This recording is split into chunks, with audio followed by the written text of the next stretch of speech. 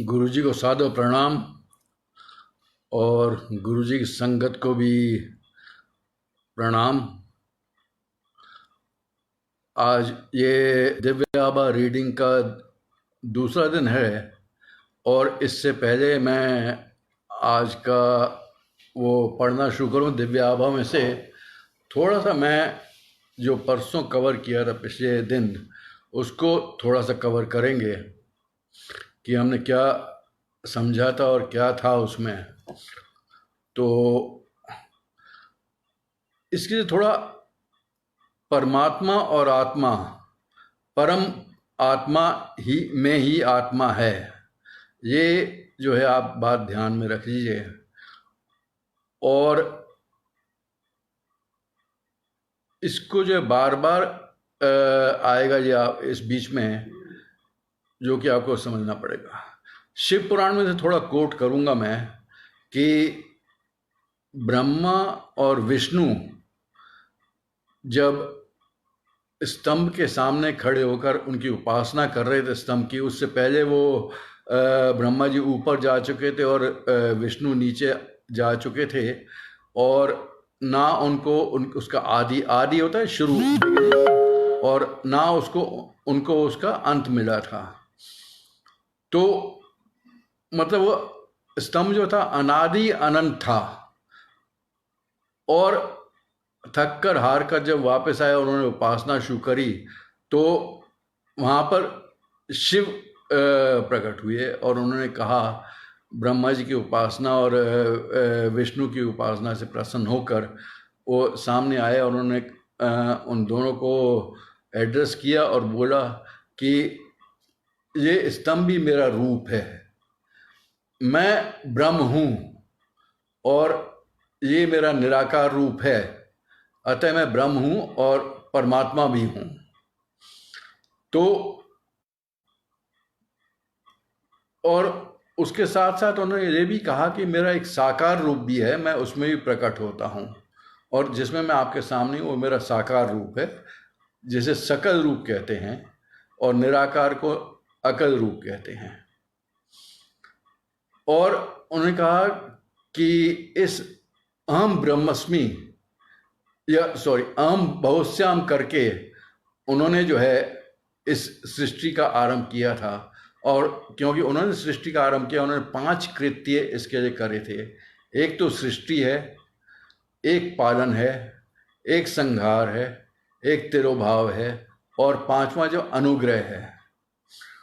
और सृष्टि का अर्थ है कि सृष्टि की रचना करना, पालन इज मतलब क्रिएशन, पालन इज प्रिजर्वेशन, संहार इज डिस्ट्रक्शन, तिरोभाव जो है उसमें प्राणों का उत्क्रमण के संबंध में बात आती है और अनुग्रह जो है वो मोक्ष से संबंधित है।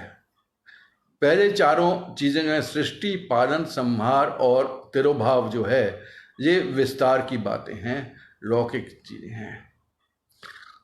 और उन्होंने ब्रह्मा और विष्णु दोनों को बताया कि अब आगे से आपकी उपासना से प्रसन्न होकर मैं ब्रह्मा को सृष्टि का कार्य देता हूँ, विष्णु पालन करेंगे, संहार जो है वो रुद्र का क्षेत्र में आता है और तिरोभाव जो है प्राणों का उत्क्रमण जो है वो महेश के उसमें आता है। अब रुद्र और महेश भी मेरा ही अंश हैं, किंतु अनुग्रह मोक्ष का जो है वो मैं स्वयं अपने पास रखूंगा, उस क्षेत्र पर किसी का अधिकार नहीं होगा, क्योंकि जो भी मोक्ष प्राप्त करेगा वो अचल भाव से मेरे में विलीन हो जाएगा। मैं दिव्य शक्ति हूँ, दिव्य ज्योति हूँ और अचल भाव से जो मेरी पूजा और मेरे लोक में आने का मेरे से भिन्न नहीं होगा। मतलब अंत में जो होता है आत्मा और परमात्मा का जो है, जब जीवन मृत्यु से के चक्र से मुक्ति मिलती है तो अहम ब्रह्मस्मि की बात आ जाती है कि मैं ही ब्रह्म हूँ। ये जो है बहुत जरूरी है। और क्योंकि मोक्ष के टाइम पे जब मोक्ष प्राप्त होता है, आपका कर्मों का बैलेंस जो है वो जीरो होता है। तो अतः शिव स्वयं कर्म फल दाता है, मतलब कर्मों का फल देने वाले वो स्वयं हैं। और उन्होंने जो वो चक्र रचा हुआ है वो आपके संचित कर्मों के आधार पे आपके इस जीवन में प्रारब्ध कर्म आते हैं, और जो आगे के जीवन में आएंगे उसे आगामी कर्म कहते हैं। किंतु अभी मैं इसका और थोड़ा सा विस्तार करूंगा। अब गुरु पे आते हैं। गुरु जो हैं क्या करते हैं? भक्तों को कर्म बंधन से मुक्त कराने का प्रयास कराते हैं, और इस मुक्ति को ही जब वो कर्म बंधन जो है, कर्म जो है जीरो बैलेंस हो जाता है, तब मोक्ष की प्राप्ति संभव है। अयम आत्मा ब्रह्म, आत्मा ही ब्रह्म है, यह आत्मा ही ब्रह्म है, इसको जो है वेदों में वर्णन आया है। और तभी हम कहते हैं कि आत्मा जो है उसका वास्तविक रूप जो है ब्रह्म का रूप है। हम सब ब्रह्म के अंश हैं, और उसी में अंततः वहाँ पे ही पहुँचना है, परमात्मा के पास। तभी आत्मा का जो है अस्तित्व जो है वो समाप्त होता है, पर वो शिवलोक में पहुंचकर जो प्राप्ति प्रसन्नता की होती है, सच्चिद आनंद, सदा सदा आनंद रहता है। तो भक्त के लिए गुरु जो है भक्त को मजबूत करता है, क्योंकि एक बार गुरुजी ने स्वयं कहा था कि मेरे तक का रास्ता जो है बहुत पथरीला है और आसान नहीं है वो। अब उसके जो है हमें जो है तैयार करना, और उस रास्ते पर अग्रसर होने के लिए गुरु की सहायता हर कदम पे जरूरी होती है। गुरु इस सहायता को कई रूप में करते हैं। अब सनातन धर्म के 4 पिलर्स हैं: अर्थ, काम, धर्म और मोक्ष। तो हमारे सनातन संस्कृति में सुख जो मिलता है इस पृथ्वी पर, उसके लिए कोई मनाही नहीं है। जो इच्छाएं उसको भी पूरी करो, क्योंकि इच्छा अगर रह गई आपकी, आपके कर्म पूरे नहीं होंगे। और जो भी इच्छा है उसके अनुसार ही आपको सुख की प्राप्ति होगी, आपको जो है वो मिलेगा। इसलिए गुरुजी जो हैं, अब गुरुजी पे आते हैं। हमारे गुरुजी क्योंकि स्वयं ब्रह्म थे, तो वो जो है अपने भक्तों की इच्छाएं भी पूरी करते थे, और उनको वो समस्त लौकिक सुख भी प्रदान करते थे जो आवश्यक हैं। शरीर जब तक कमजोर रहेगा तब तक मन जो है उसको मजबूत नहीं किया जा सकता। मन को मजबूत करने में शरीर जो है निरोग होना अत्यंत आवश्यक है।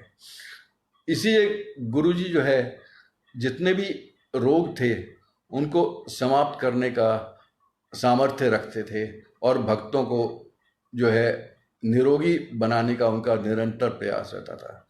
साथ ही उनका ये भी प्रयास रहता था कि सबकी जो इच्छाएं हैं वो पूरी हों, सबके जो सुख हैं वो प्राप्त हों, जो भी लौकिक सुख हैं, जो भी उसके कर्म में हैं, वो उसको प्राप्त हों। और इसी के हिसाब से वो जो अपना आशीर्वाद जो है भक्तों को निरंतर देते रहते थे, लगातार देते रहते थे। और unimaginable blessings in form of material wealth, in form of physical health and fulfillment of all desires, ये उनके साथ हमेशा रहा है। कई बार उन्होंने कहा है जा ऐश कर कल्याण कितना। उसका अर्थ यही है कि उन्होंने जो चाहिएगा वो मिलेगा आपको। पर इसके लिए कभी मत समझना कि गुरुजी चमत्कार करते थे। उनका कहना था कि जो भी आपको प्राप्त होता है वो कोइंसिडेंस नहीं है, मिरेकल नहीं है, वो बाय चॉइस है, आपकी डेस्टिनी है। अब ये करने के लिए वो अपना ऊपर जो है कर्म जो है अपने ऊपर ले लेते थे, और फिर भी कर्मों के बंधन से मुक्त करने के लिए आपको थोड़े से कर्म भुगतने पड़ते थे। आपको मजबूत करने के लिए कई बार ऐसा भी हुआ है कि गुरुजी ने जानबूझ के आपके, हो सकता है कि आपको मुसीबत में डाला हो, क्योंकि उनका ये आशय कभी नहीं है कि मेरा भक्त मुश्किल में हो। उनका आशय ये रहता है कि भक्त को जो है इतना मजबूत कर दिया जाए कि वो आगे के मार्ग के लिए अग्रसर हो सके और उसे कोई मुश्किल ना पड़े।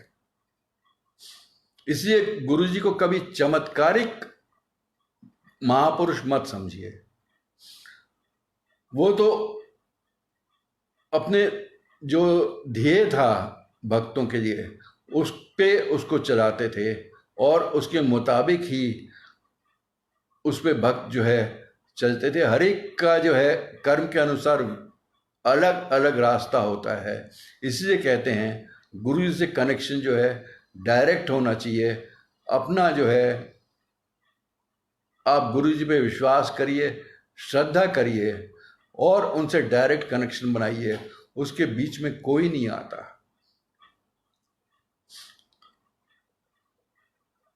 और ये भी हो सकता है कि वो आपके कर्मों को जो है आगे के जो कर्म है जो प्रारब्ध में नहीं भी लिखे हुए हैं उन कर्मों को आपके बीच में ला रहे हैं और आपसे वो कर्म कटवा रहे हैं जिससे आप जल्दी से जल्दी इस जीवन मृत्यु के चक्र से जो है मुक्त हो सकें और आत्मा का जो अंतिम स्थान है जहाँ पे वो कह सके कि अहम ब्रह्मस्मि या अयम आत्मा ब्रह्म, उस लक्ष्य तक पहुंच सके। तो इस छोटे से रिकैपिचुलेशन के साथ हम आज का जो है पढ़ना शुरू करते हैं। आज जो है हमने कहा था कि मंदिर गुरुजी ने कैसे बनवाया और उसकी क्या मुख्य बातें हैं उसको हम देखेंगे। इसका हेडिंग है गुरुजी कृत देवालय। दूर राजधानी के कोलाहल से दूर एक स्थान है जहाँ पर लोगों की आत्माएं पुनः प्रसारित हो सकती हैं और उनके हृदय वहाँ के सौंदर्य में डूब जाते हैं। Excuse me.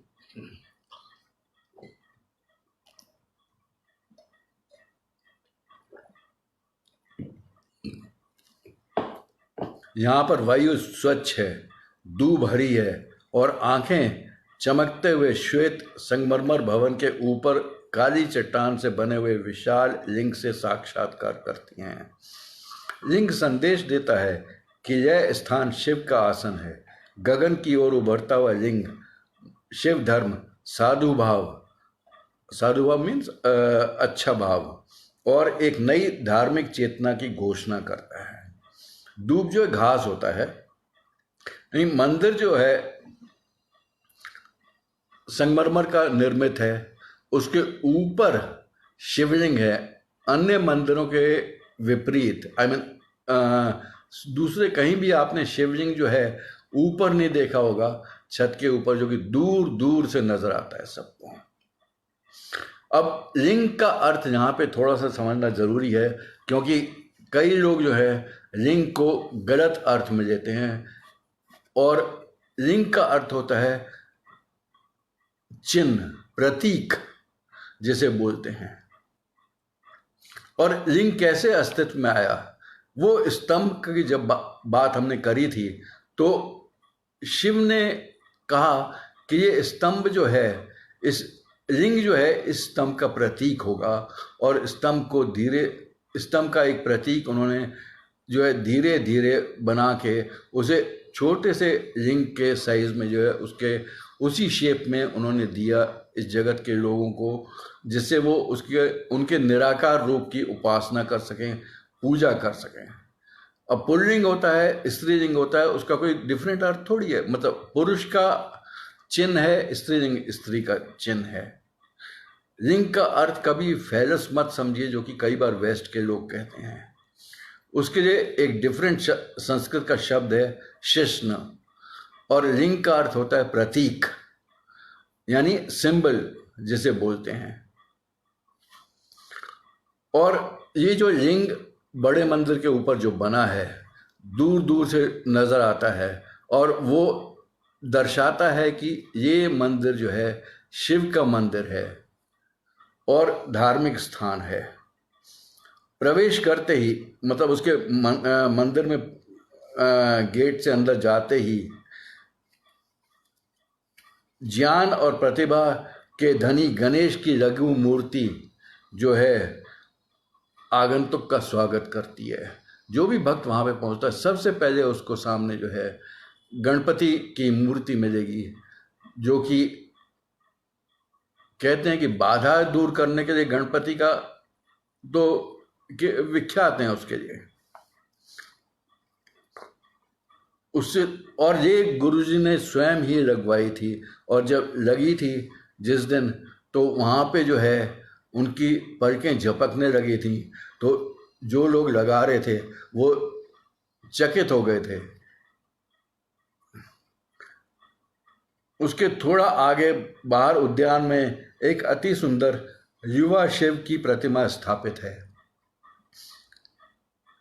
जहाँ पे आजकल समाधि बनी हुई है, वहाँ पे पहले घास का लॉन हुआ करता था, बहुत ही सुंदर और बहुत ही हरी मुलायम घास जो है वहाँ पे थी बिल्कुल उस लॉन में। कर्पूर गौरम करुणावतारम संसार सारम भुजगेंद्रहारम सदा वसंतम हृदयारविंदे भवम भवानी सहितम नमामि। तो जो शिव का इसमें वर्णन है कि दया के अवतार, दया का सागर और संसार से पार कराने वाले, गले में भुजंग सर्प डाले हुए, सदा जिनको याद करके हृदय में जो फूल अरविंद कमल रहते हैं, और उनको मैं भवानी के साथ जो है उनका नमस्कार करता हूँ। उनके विशाल करुणा से पूरित सुंदर नयन खुले हुए हैं, शिव के आंखें जो हैं खुली हुई हैं, मुख जो है आधा मुस्कान से आनंदित है, यानी शिव को जब आप देखें तो ऐसा लगता है जैसे मुस्कुरा रहे हैं, और एक हाथ जो है आशीर्वाद देने के लिए उठा हुआ है। यह एक अति विशाल कमल पुष्प पर विराजमान है, और उसके सिर के ऊपर शेषनाग की छत्र छाया है। जिन्होंने बड़ा मंदिर नहीं देखा तो उन्होंने इसका फोटो तो जरूर देखा होगा, स्वरूप देखा होगा। अंदर मंदिर में पीतल निर्मित महेश्वर इसी मुद्रा में विराजमान है। अंदर मेन हॉल में जो है वहाँ पे शिव की जो मूर्ति है वो भी इसी मुद्रा में है। उल्लेखनीय है कि दोनों जगह जो महाशिव जो हैं वो तपस्या नहीं कर रहे, पर ऐसा लगता है कि अभी अभी तपस्या समाप्त करके वो जो हैं एक पैर नीचे कर अपने भक्तों की समस्याओं का समाधान करने के लिए तैयार बैठे हैं। मेन हॉल में ऊपर ओम नमः शिवाय लिखा हुआ है, और सामने दीवार पे स्वर्ण अक्षरों में लिखा हुआ है। यह शिव और गुरु जी का अपने भक्तों को आशीर्वाद का वचन है, जिन भक्तों को उन पर श्रद्धा और विश्वास है। यह गूढ़ तथ्य कि यह स्थान वास्तव में त्रिकालदर्शी शंकर महादेव का ही है, निर्माण काल के समय हुई विलक्षण घटनाओं से, निर्माण से संबंधित और जो वहाँ पर सदा जाते रहे हैं उन महानुभावों के अनुभवों से स्पष्ट हो जाता है। मंदिर जब बन रहा था उस समय बहुत बाधाएं आई थी, बहुत रुकावटें आई थी, और हर अवसर पर वो चमत्कारिक रूप से समाप्त भी हो गई। यह गुरु जी के पर्सनल हस्तक्षेप के कारण ही संभव हुआ। निर्माण आरंभ होने से पहले इस भूमि पर जंगल था। जंगल से मतलब है कि बहुत झाड़ियाँ थी, पत्थर थे और बहुत बड़े बड़े पत्थर थे और जिन्हें साफ करना और हटाना बहुत ज़रूरी था। पर हर झाड़ी और पत्थर के नीचे जो है सांप थे, तो एक को हटाने पर 2 और 4 और निकल आते थे। तो ये देखकर वहाँ पे जो काम करने वाले जो मजदूर थे वो भाग गए। अब ये वहाँ पे सुपरविजन का काम जो है वो रघुवीर नाम के एक सिख भक्त, और कोइंसिडेंस कहिए या जो भी कहिए, उनकी जो उस समय जो है उनकी दृष्टि जो है, उनकी आईसाइट जो बहुत ही कमज़ोर थी, पर गुरु जी पर विश्वास रखने के कारण उनके श्रद्धालुओं के लिए ये एक और सत्संग बन जाता है। तो रघुवीर ने और कर्मी बुलाए, पर इतने सांपों को देखकर वो भी भाग गए। फाइनली अंततः रघुवीर ने गुरुजी को इस समस्या से अवगत कराया। गुरुजी को इसके बारे में बताया कि गुरुजी बार बार हर पत्थर के नीचे सांप हैं और मजदूर बार बार भाग रहे हैं। तो गुरुजी ने मुस्कुरा कर रघुवीर को डायरेक्शन दिया कि वह और कर्मी किराए पर लाएं और आश्वासन दिया कि यह समस्या दोबारा नहीं होगी। अगली बार जब मजदूर आए, रघुवीर जो है और मजदूर लेकर आए, तो उस हिस्से में एक भी सांप नहीं था, सब चले गए थे। उन मजदूरों को एक भी सांप नहीं मिला। मंदिर का निर्माण कार्य जो है वो वर्षा ऋतु में शुरू हुआ था, पर हर बार जब कंक्रीट डालने की बात आती थी या जिस समय कंक्रीट डालना है तो वर्षा, तो निर्माण करते हुए लोगों को जल्दी ही विश्वास हो गया कि यह संयोग नहीं है, और गुरुजी स्वयं कहा करते थे कि घटनाएं चयन से होती हैं, देव योग से नहीं। मतलब घटनाएं जो हैं चॉइस से होती हैं और लक से नहीं होती। गुरुजी का आदेश था कि मंदिर का गुंबद लिंग की आकृति में होगा, लिंग के आकार में होगा। पर यह तभी संभव था, आर्किटेक्ट ने जो कहा कि उसको जो ठोस आधार दिया जाता, परंतु गुरुजी इसके विरुद्ध थे। आर्किटेक्ट का मानना था कि यह प्रैक्टिकल नहीं है, ये नहीं हो सकता, और उसके नीचे जो है सपोर्ट देना बहुत ज़रूरी है। पर गुरुजी ने उसका विरोध किया। गुरुजी के आदेशानुसार काम शुरू हुआ। अब दिल्ली में एक ही मजदूर था जो कि इस तरह के शिवलिंग और इस तरह का जो है डिज़ाइन कर सकता था। उसको रघुवीर ने कैसे ढूंढा, ये एक और अपने आप में सत्संग है। और निर्माण करते हुए लिंग का निचला भाग तो बिना समस्या के बन गया, पर ऊपरी भाग जहाँ पे गोलाई आती है वहाँ पे जो है दरारें आ गई, मतलब क्रैक्स पड़ गए। और रघुवीर को इस समस्या से बताया गया। उन्होंने ठेकेदार को कहा कि दोबारा करो इसको। ठेकेदार ने फिर दोबारा किया, पर फल वही निकला। दूसरी बार करने पर भी उसमें फिर दरारें आ गई, फिर क्रैक्स आ गए जो कि दूर से नजर आते थे। अब समस्या के निदान हेतु, समस्या का निवारण के लिए यह समस्या जो है गुरुजी के सामने रखी गई। गुरुजी को बताया गया।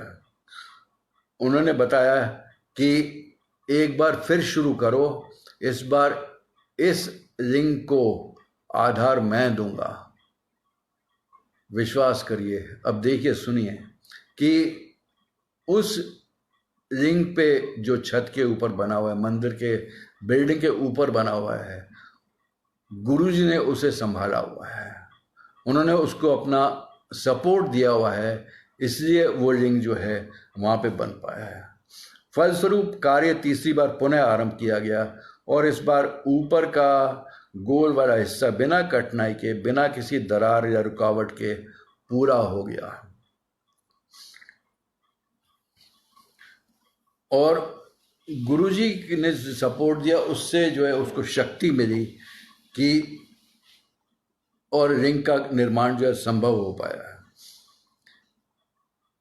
और ये आज भी अचरज की बात है कि उस लिंग को कैसे सपोर्ट दिया हुआ है लगातार। और ये जितनी भी आपकी फिजिकल जो है टीचिंग्स जो हैं इस दुनिया की, उसके विपरीत है। और पहले जो है लिंग पर हल्के भार की और हल्के रंग की टाइल्स लगाई गई थी, बाद में इनको ग्रेनाइट से बना दिया। और जैसे ये कम नहीं था, लिंग के बीच में ऊपर से एक शैंडिलियर भी लटका दिया, जो कि बहुत भारी भरकम है। इस प्रकार ना केवल असंभव रचना हुई, उस पर वजन भी डाल दिया गया।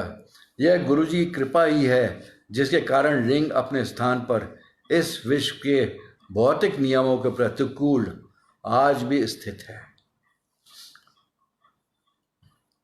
मंदिर और उसके परिवेश के निर्माण के समय पूर्ण रूप से प्रत्यक्ष हो गया था और अब भी है कि इस स्थान पर त्र्यंबकम की कृपा है।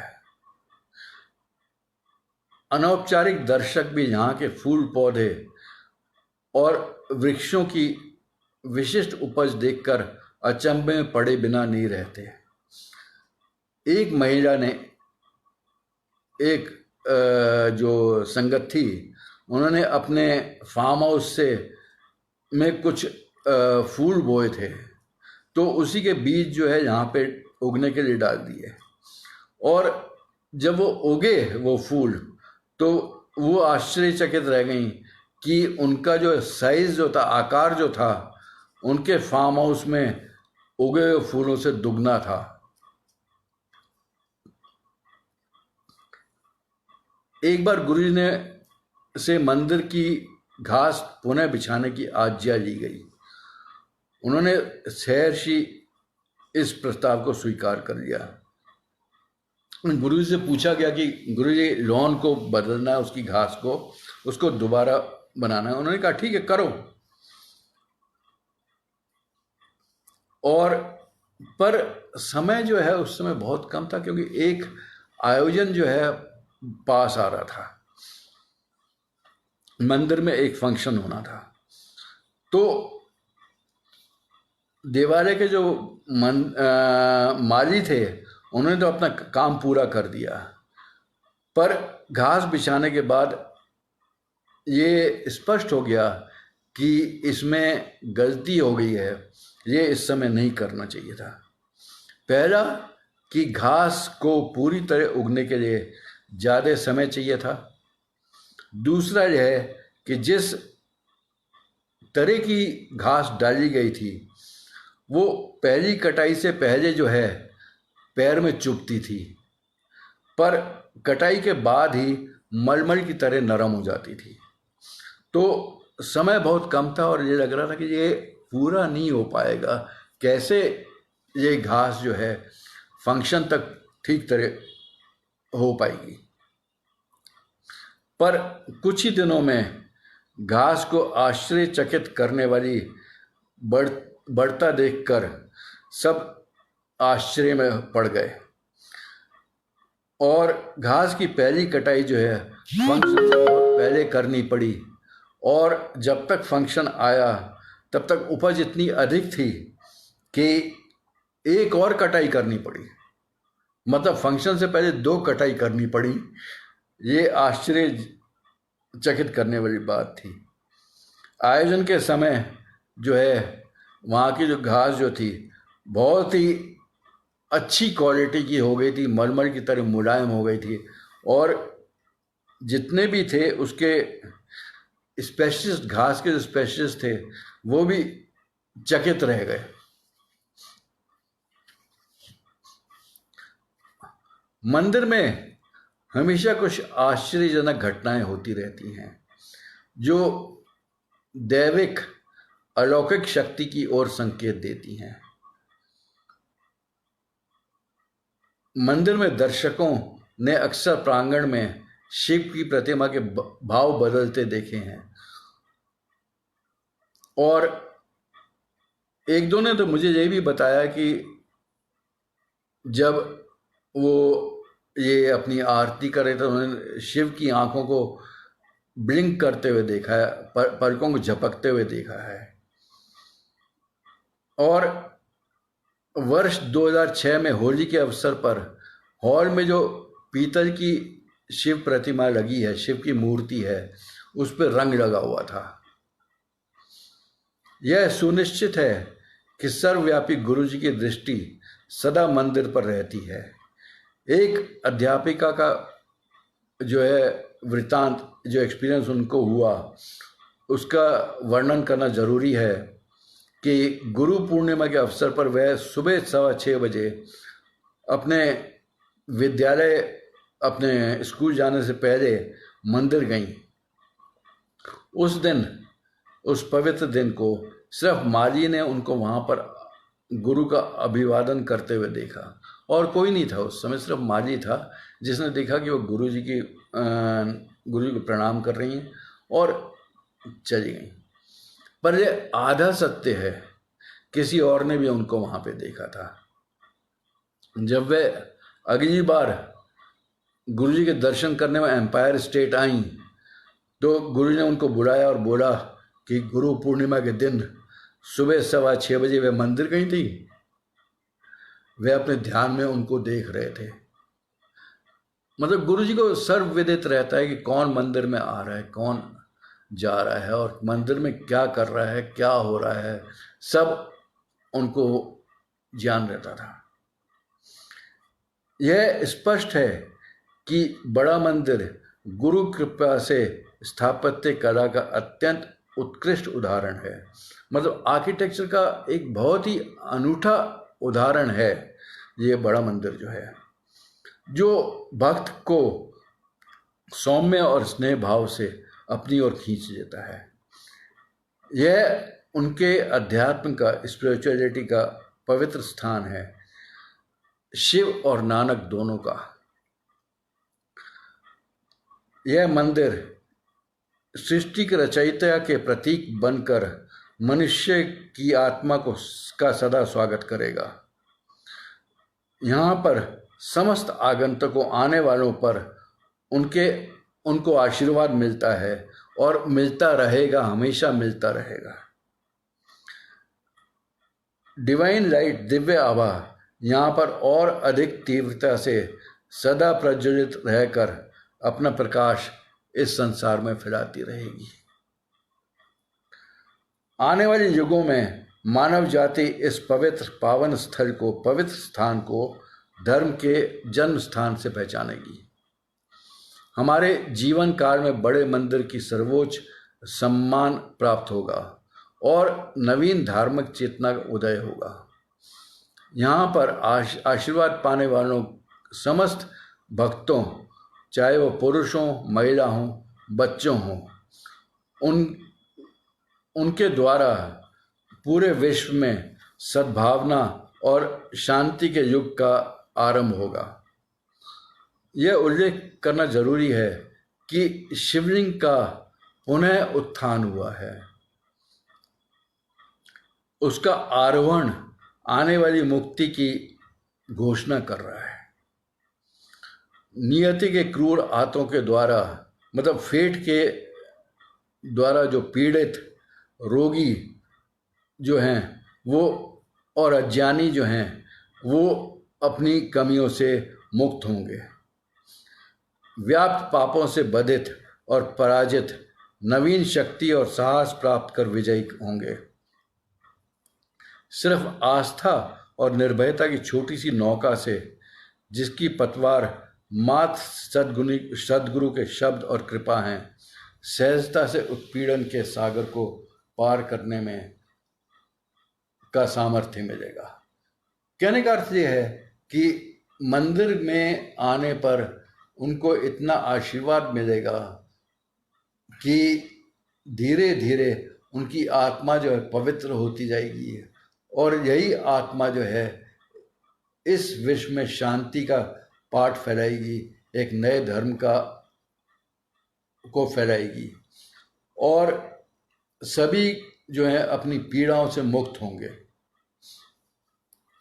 आने वालों को ओम नमः शिवाय शिवजी सदा साई की पुकार से उनके विश्राम स्थल मिलेंगे।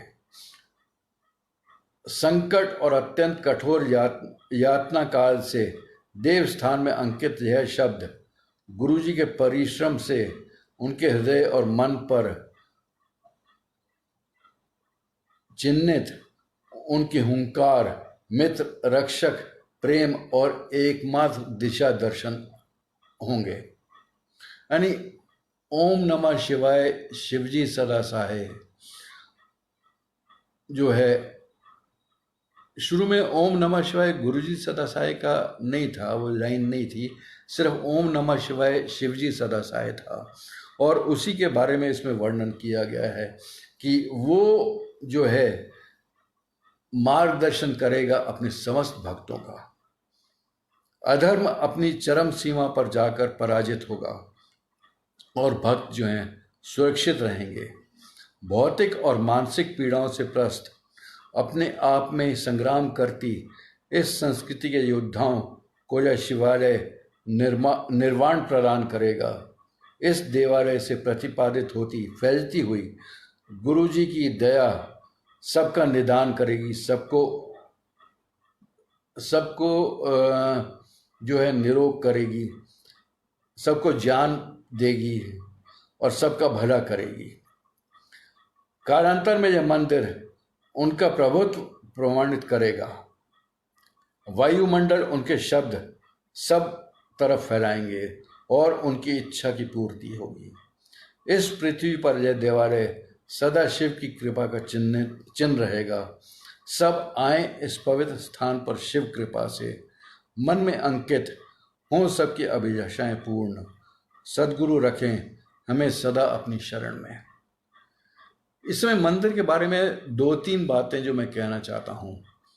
एक तो ये कि गुरु ने कहा कि इस मंदिर में उन्होंने 12 ज्योतिर्लिंगों से भी अधिक शक्ति इस मंदिर में डाली हुई है।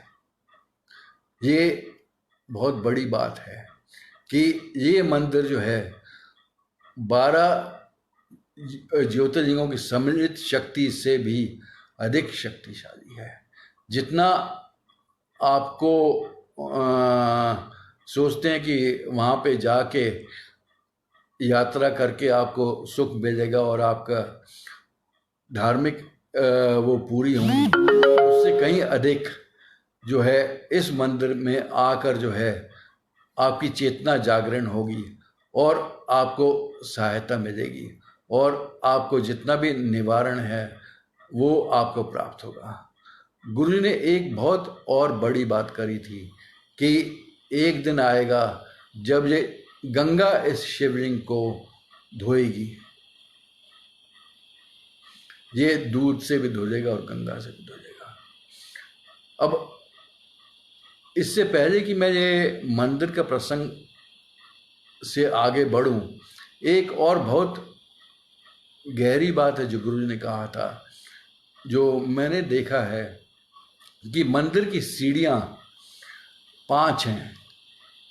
लोग चढ़ते हुए उन सीढ़ियों को हाथ से झुककर प्रणाम करके उसी हाथ को अपने सिर पे लगाते हैं।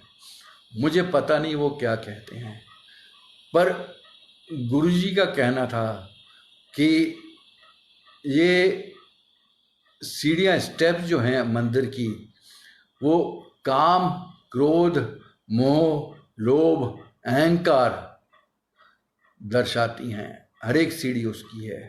और जब आप मंदिर में चढ़ रहे हैं तो आप इन पांचों कुरीतियों से ऊपर बढ़ रहे हैं, और आप काम को विजयी कर रहे हैं, आप क्रोध को विजयी कर रहे हैं, आप लोभ को विजयी कर रहे हैं, आप मोह को विजयी कर रहे हैं, और आप अहंकार को विजयी कर रहे हैं। इसलिए कृपा करके जब चढ़ना है तो उस समय सीढ़ियों को मत छुएं, सीधा होकर ऊपर चढ़ें। और ओम नमः शिवाय शिवजी सदा सहाय, ओम नमः शिवाय गुरुजी सदा सहाय का जाप करते हुए अगर आप चढ़ेंगे मंदिर की सीढ़ियों को और ऊपर के वरांडे में पहुंचेंगे, तो वो आपके लिए कहीं अधिक बेहतर रहेगा, कहीं अधिक अच्छा रहेगा। और ये गुरुजी ने एक बार कहा था कि ये पांचों चीज़ें जो हैं उसको मनुष्य को ओवरकम करनी है।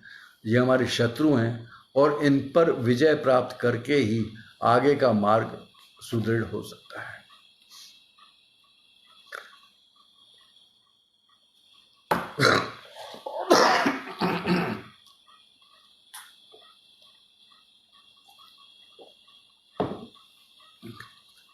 अगला अध्याय जो है वो सत्संग की महिमा के बारे में है। सत्संगी सदा अपने हृदय से सत्य बोलता है। सत्संग शब्दों में परिवर्तित वह रोमांचक यथार्थता है जो श्रोताओं और पाठकों दोनों की चेतना पूर्ण रूप से जागृत करने की असीमित शक्ति रखता है। सत्संग भक्ति का वह अंग है जो इस देश में आदिकाल से धार्मिक परंपराओं का सबसे आदरणीय और अभिन्न अंग रहा है।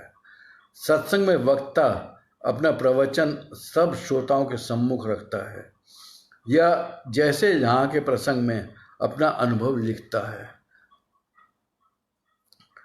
प्राकृतिक संवेदना और ध्यान से पढ़े अथवा सुने हुए सत्संग से सब में विश्वास की उत्पत्ति होती है।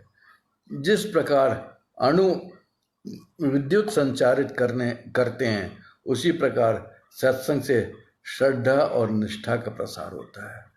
सत्संगी जो है जब बोलता है, जो भी सत्संग बोल रहा है वो सत्य वचन होते हैं, उस पर कभी भी शक करने की गुंजाइश नहीं रखनी चाहिए, शक नहीं करना चाहिए उस पर कभी। और जिस तरह इलेक्ट्रॉन्स मूव करते हैं और इलेक्ट्रिसिटी को प्रवाहित करते हैं तार में, उसी प्रकार सत्संग जो है उससे श्रद्धा विश्वास का जो है प्रसार होता है, फैलती है श्रद्धा और प्रसार। सत्संग के यह अनुभव संशय और विश्वास के बीच खड़े हुए विशाल जन समूह के लिए हैं। सत्संग से जैसा हमने गुरुजी से सीखा है, पाठक और लेखक दोनों को ही आशीष मिलता है। प्रत्येक व्यथित के जीवन में नए मोड़ के साथ आशा की ज्योति चलाने की संभावना रखता है। हर खंड में एक अनोखा अनुबंध, प्रतिज्ञा एवं सत्य का संसार है। हर सत्संग जो इस पुस्तक, इस ग्रंथ में है, वो उस सत्संगी का, उस संगत का पर्सनल एक्सपीरियंस है। और वो उनके साथ एक कॉन्ट्रैक्ट है जिसे वो प्रसारित कर रहा है। गुरुजी के साथ जो कॉन्ट्रैक्ट, उसका अनलिखित कॉन्ट्रैक्ट जो है, पर गुरुजी के जो आशीर्वाद उसे मिला है, उस सत्य का वो बखान कर रहा है। गुरुजी की उपस्थिति से हम उनकी छाया में हैं, वरना उनके प्रकाश के सामने तो 100 सूर्य भी उनका सम्मिलित प्रकाश जो है तेज धूल के समान है। नहीं, गुरुजी में, ब्रह्म में तेज इतना है कि जितने भी सूर्य इस ब्रह्मांड में हैं, अकेला हमारे सोलर सिस्टम का नहीं है, इससे बहुत बड़े बड़े सूर्य हमारे यूनिवर्स में हैं जो कि हमारे साइंटिस्ट ने खोजे हैं। कुछ के सामने तो अपना सूर्य जो है एक टेनिस बॉल की तरह है, या उससे भी छोटा, गोल्फ बॉल बोल दूं उससे भी छोटा है, दूसरे इतने विशाल हैं। पर उन सब का प्रकाश जो है गुरु जी के प्रकाश के सामने, क्योंकि वो स्वयं ब्रह्म हैं, स्वयं शिव हैं, उनके सामने भी उन सब का प्रकाश जो है धूल के जैसे है, फीका पड़ जाता है बिल्कुल। अनेक अवसरों पर प्रत्येक व्यक्ति अपनी अस्थिर शंका पर श्रद्धा के खड्ग से संहार करता है। खड्ग होता है तलवार सा, एक औजार होता है, मतलब अस्त्र जिसे कहते हैं, उससे श्रद्धा जो है उससे उसे खड्ग से कंपेयर किया गया है, और वो शंका पर जो है प्रहार करती है। संशय और विश्वास दोनों परस्पर विरोधी हमारे चारों ओर व्याप्त वातावरण के स्थायी निवासी हैं। यहाँ पर हर सत्य प्रसंग दर्शाता है कि संशय और के सागर में डूबी हुई आत्मा ने कैसे अपना स्वाभाविक रूप पर पुनः अपना अधिकार स्थापित किया। अविश्वास के अंधकार में लुप्त सत्य, श्रद्धा, भक्ति और आस्था का पुनर्जागरण होता है। इसी सच्चाई को हम गुरु जी के नाम से जानते हैं। औरों ने उन्हें कई नामों से पुकारा है, और सब उतने ही प्रेम से लिप्त हैं। कोई गुरुजी महाराज कहता है, कोई मालिक कहता है, कोई गुरुवर कहता है, कोई गुरुदेव कहता है, पर सभी में उनका प्रेम झलकता है।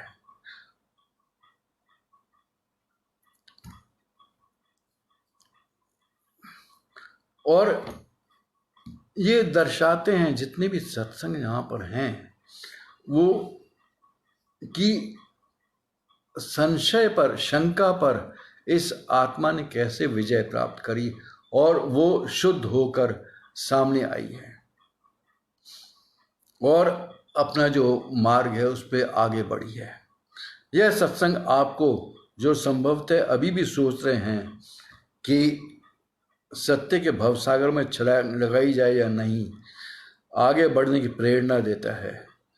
मतलब हर सत्संग जो है, जो अभी तक बैठे हुए हैं साइड पर, बैंक पर बैठे हुए हैं कि हम कूदें या नहीं कूदें, मतलब प्रवेश करें या ना करें, शंका में हैं, तो उनको आगे बढ़ने की प्रेरणा देता है हर सत्संग। आगे बढ़कर तेजी से कूद जाइए। प्रणव तो हमेशा आपके साथ है। प्रणव कहते हैं ओम के ऊपर जो बिंदु और चंद्र हैं, जिसे शिव ने बिंदु और नाद कहा है, अकार, उकार, मकार, उसके बाद बिंदु और नाद। तो वो तो हमेशा बिंदु और नाद तो हमेशा, प्रणव हमेशा आपके साथ है। और शक किस बात पे करना, सत्संग को सुनकर और विश्वास रखकर श्रद्धा भाव से आगे बढ़ चलिए। यह कथाएं पूरे विश्व में फैले हुए अनगिनत भक्तों पर हुए चमत्कार हैं। पर चमत्कार क्या है? वह तो आत्मा से उत्पन्न हुआ सत्य है। आत्मा तो उस सत्य को हमेशा से पहचानती थी। इस भौतिक संसार की माया में वह डूब गई और उस सत्य से भक्त अनभिज हो गए। मतलब भक्त भूल गए कि आत्मा कहाँ है, आत्मा क्या है, और वो इस मटेरियल वर्ल्ड में इतना डूबे कि वो इसी में मस्त हो गए। और आत्मा जो है, जैसे धीरे धीरे आपकी जो है याददाश्त पीछे जाने लगती है, उसे आत्मा भी पीछे जाने लगी। यह चमत्कारिक सत्य सर्वप्रथम प्रेम और आस्था का प्रतीक है। फिर बाद में वह हमारे सामान्य जीवन में प्रतीत होने वाली अलौकिक घटनाएं हैं। लौकिक होता है जो इस अर्थ के अर्थली घटनाएं, और उसके विपरीत जो है अलौकिक हो गया। इन कथाओं के पात्र गुरुजी के असंख्य भक्त अपने उन अनुभवों का वर्णन कर रहे हैं जिन्होंने उन्हें पूर्णतः पराजित, विह्वल, ओवरवेल्म और आतंकित किया। उनको आहत, निस्सहाय कर अपनी सीमाएं नापने को विवश किया, भावना परीक्षण किया, रक्षा कवचों को शत विक्षत कर दिया, और इसी से उन्हें शक्ति, साहस और चिरस्थायी आशा की प्राप्ति हुई। कहने का मतलब यह है कि जो भक्त थे वो टूट गए थे, मेंटली, फिजिकली, मतलब टोटली ब्रोकन जिसे बोलते हैं, डिप्रेशन में, और उनको कोई आगे का कोई रास्ता नहीं सूझ रहा था। किंतु गुरुजी की ब्लेसिंग के साथ ही उनको वो शक्ति, साहस और हमेशा मिलने वाली होप, हमेशा उनके साथ रहने वाली होप मिली है। यह सब उस असाधारण, उत्कृष्ट दिव्य धारा में प्रवाहित होकर अपनी आप बीती व्यक्त कर रहे हैं।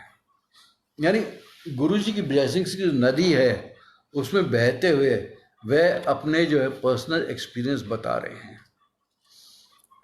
गुरुजी का आदेश प्रसारित करने वाले यह वृत्तांत ही हमारे वास्तविक मित्र हैं, और उस आदेश का पालन करना बिल्कुल आवश्यक है, बहुत आवश्यक है।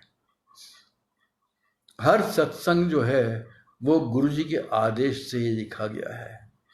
गुरुजी ने उस संगत को बताया था कि आप लिख कर लाओ, वो लिख कर लाए, और अतः उस सत्संग में जो आदेश हैं, अगर हम गुरुजी के पास पहुंचना चाहते हैं तो उसे फॉलो करना जो है हमारे लिए बहुत आवश्यक है।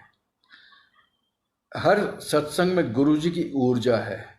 वह न केवल आवाज देते हैं कि गुरुजी ने अपनी अलौकिक शक्तियों से कैसे अपने भक्तों का भरा कर पोषण किया, उसमें वह ऊर्जा भी संग्रहित है जिसका आनंद लेकर आप भी उसका लाभ उठा सकते हैं। हर सत्संग में अपने भक्तों के लिए गुरुजी ने अपार स्नेह और चेतना, वेदना के दर्शन होते हैं। हर सत्संग जो है उसमें गुरुजी का प्रेम जो है अपने भक्तों के प्रति नजर आता है, और उनकी जो दर्द है जो वे खुद महसूस करते थे भक्तों के लिए, वह भी नजर आता है। अब समय आ गया है कि उनके भक्त उनके आदेशों का मनसा वाचा कर्मणा, मन, वचन और कर्म से पालन करें और उन्हें कभी ना भूलें। मतलब हमें चाहिए कि जो हम पढ़ रहे हैं, जो हम सुन रहे हैं और जिसका हम चिंतन कर रहे हैं, उसे कभी ना भूलें, उसका हमेशा ही हम फॉलो करना चाहिए उसे। यह सत्संग कल्प वृक्ष की असंख्य पत्तियां हैं। हर एक सत्संग जो है प्रेम गीत गाता है, श्रद्धा से परिपूर्ण है, श्रद्धा से पूरी तरह भरा हुआ है। हर सत्संग में गुरुजी और उनके भक्त का परस्पर आपसी स्नेह जो है वो प्रतिष्ठित है। हम आशा करते हैं कि यह अनुभव इन भक्त लेखकों की तरह जो सुनने वाले हैं, जो पढ़ने वाले हैं, उनके हृदय के तारों को भी उसी तरह हिला देगा जैसे कि इन लेखकों को हृदय को हिलाया था। में एक सुरमय, मधुर और दिव्य संगीत भर देगा। आखिर अनद जैसी मिठास कहीं और मिल सकती है। अनद क्या होता है? जब आप मेडिटेट करते हैं और इस संसार को भूल जाते हैं, बाहर की कोई आवाज़ जो है आपको सुनाई नहीं देती, तब आपको अपने शरीर से अंदर उठते हुए ब्रह्म की आवाज़ सुनाई देगी, क्योंकि आत्मा की आवाज़ जो है वो उठती है उस समय, वही ब्रह्म की आवाज़ है और उसी को अनहद कहते हैं। तो भूमिका इसके साथ ही समाप्त होती है और मैं उसी के साथ ही विश्राम लूँगा। अगले शुक्रवार को जो से हम जो हैं सत्संग पढ़ना शुरू करेंगे और उसको आप सुनिए, उसको आप फॉलो करिए, उसको आप अपनी लाइफ में जो है जहाँ तक हो सके अपनी लाइफ में ढालने का प्रयास कीजिए।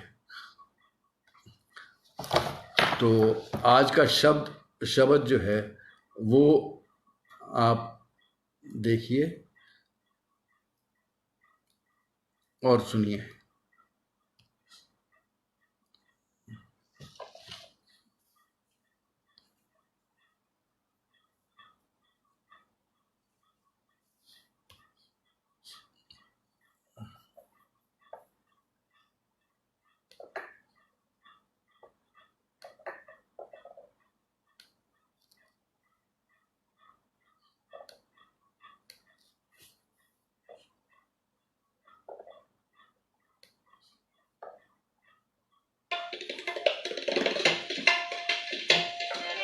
गुरु जैसा नाही को देव, जिस मस्तक भाग सुलागा से, जिस मस्तक भाग सुलागा से।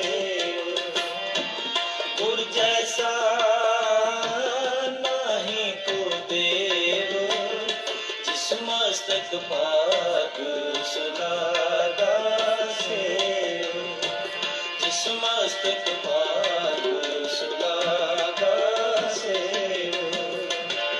गुरु जैसा नाही को देव, जिस मस्तक भाग सुलागा से, जिस मस्तक भाग सुलागा से।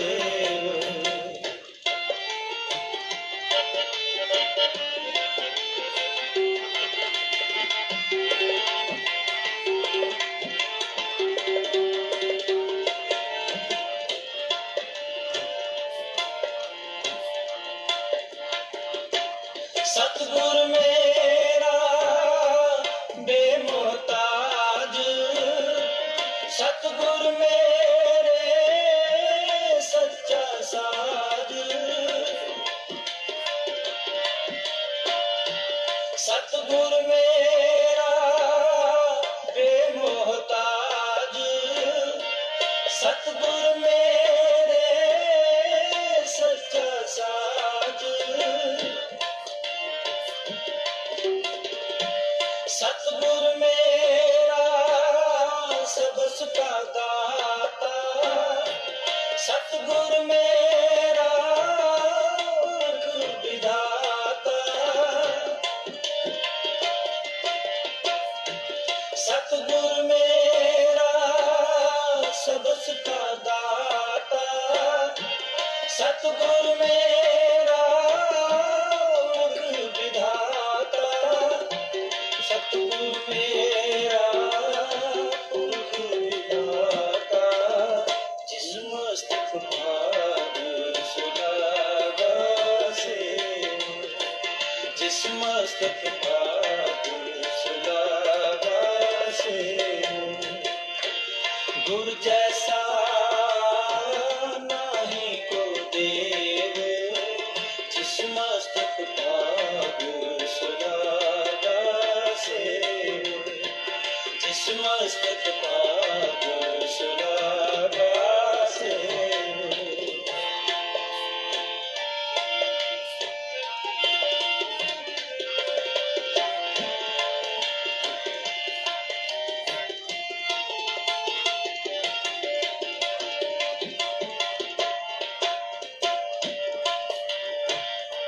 सतगुर मेरा सर्ब प्रतिपाल, सतगुर मेरा मर जीवाल। सतगुर मेरा सर्ब प्रतिपाल, सतगुर मेरा मर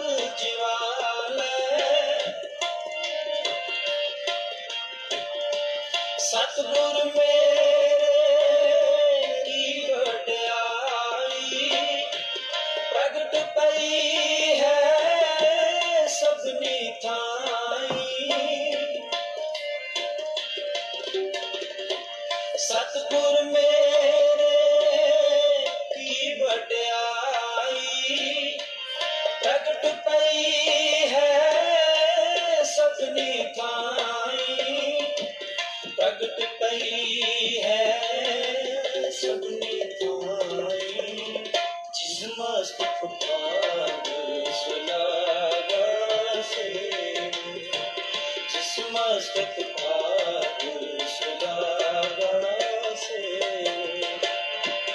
गुर जैसा नहीं को देव जिस मस्तक भाग सुलागा से जिस मस्तक भाग सुलागा से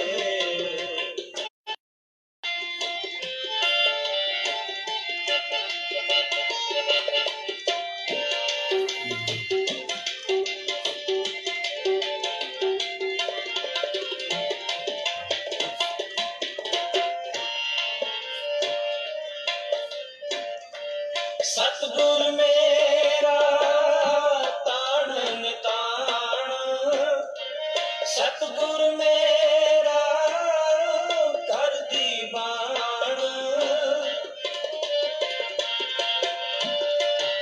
सतगुर मेरा ताणन ताण सतगुर मेरा कर दीवान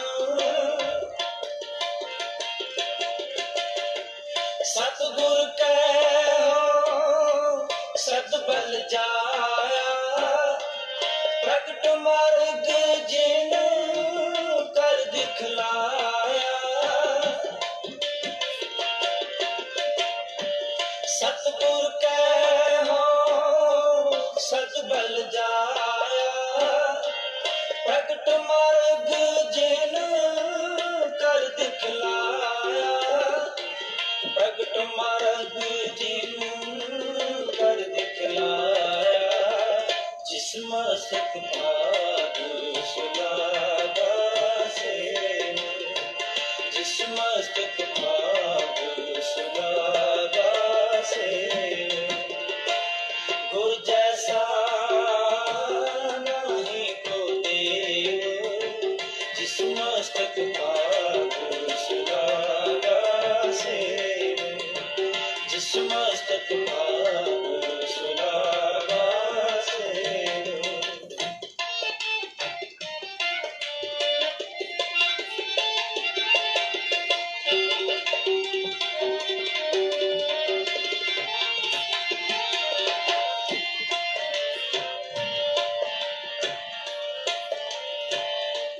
जिन गुर सेव्या तिस पवन व्यापै जिन गुर सेव्या तिस दुख न संतापै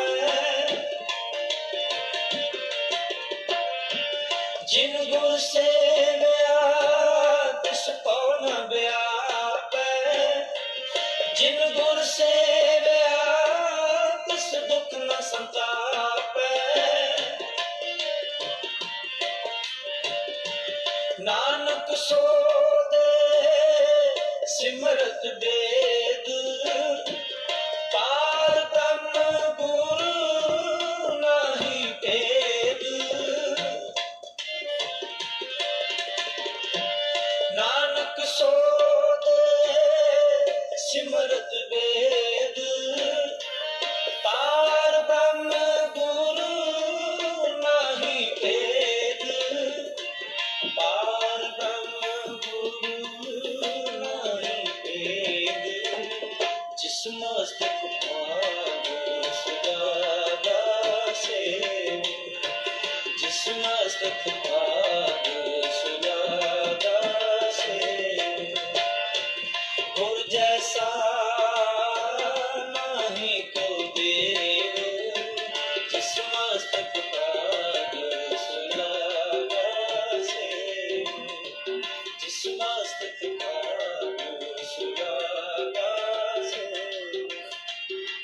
गुर जैसा नहीं को देव जिस मस्तक भाग सुलागा से जिस मस्तक भाग सुलागा से आप सबका बहुत बहुत धन्यवाद आज का ये सत्संग सुनने के लिए। तो अब हम 28 अगस्त को शाम को 5:30 बजे आगे का शुरू करेंगे, जिसमें एक्चुअल सत्संग जो हैं, जो भक्तों के हैं, वो संगत के हैं, वो पढ़ना शुरू करेंगे। तो see you all on 28 at 5:30 PM India time and 4 PM Dubai time. जय गुरु जी। गुरु जी का बहुत बहुत धन्यवाद।